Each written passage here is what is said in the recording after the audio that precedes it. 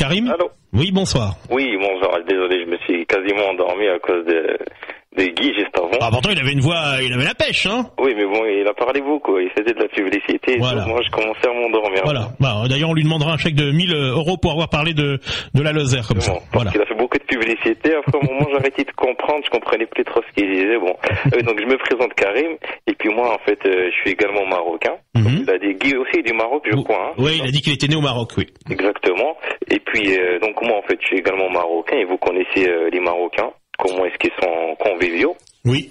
Vous savez très bien l'hospitalité. Ah bah j'en ai eu quelques-uns dans mes émissions. Le plus célèbre, c'est Hicham, les auditeurs s'en souviennent, qui était d'origine marocaine. J'ai pas connu du tout Hicham. Ah non, c'était il y a quelques années. Mais est-ce que vous, Guéridon, vous avez déjà été au Maroc? Jamais. Non, moi je suis pas très voyageur. Je me connais même pas beaucoup la France, donc. Vraiment, vous ratez quelque chose. Il faudrait vraiment y aller au Maroc. Les gens là-bas sont très très très chaleureux. Vous allez n'importe chez qui, ils vont vous donner le couvert, le gîte sans problème.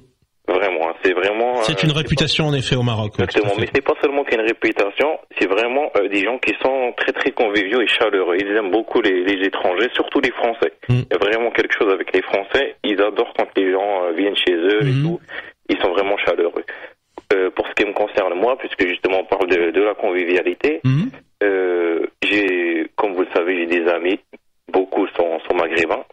Et on a une sorte de coutume, c'est que l'on partage le dimanche le couscous tous ensemble. C'est-à-dire que on se réunit le dimanche midi, et puis chacun ramène une partie des ingrédients. Donc certains vont ramener le couscous, les autres vont ramener les légumes, certains vont ramener les fruits, les merguez, etc. Et puis on se fait un déjeuner tous ensemble, ici en famille.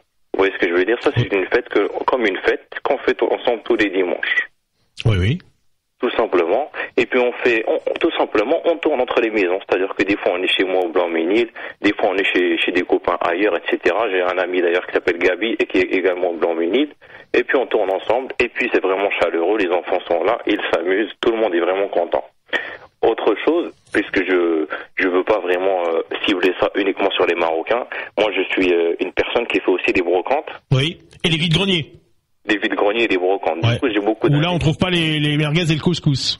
Voilà. Exactement. Voilà, merci. Mais comme le dernier mot me plaît moins, on ne passera pas le dernier mot. Merci. Voilà, le défi est rempli. Hein. Il fallait dire merguez, couscous, brocante et vide-grenier. Voilà, c'est fait. Il n'y a pas de raison de vous laisser plus, parce que tous les mots sont pas censés nous plaire. Nous avons quelqu'un qui arrive maintenant. Je ne sais plus qui c'est. Du coup, non, qui n'est plus là. Une autre personne qui arrive peut-être à ce moment-là. Bonsoir.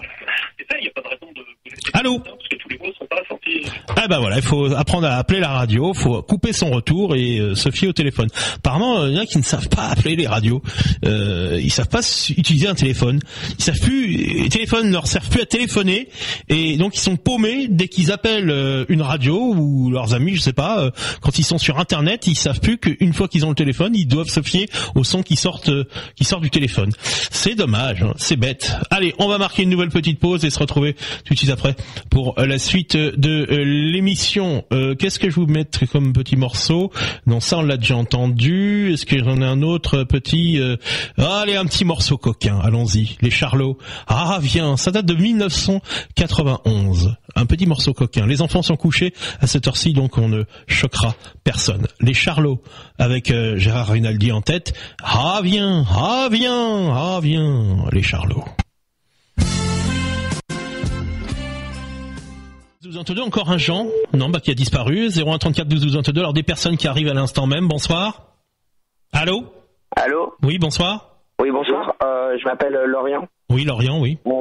Alors en fait, je voudrais juste parler un petit peu de cette notoriété. Par exemple, je suis un peu stressé.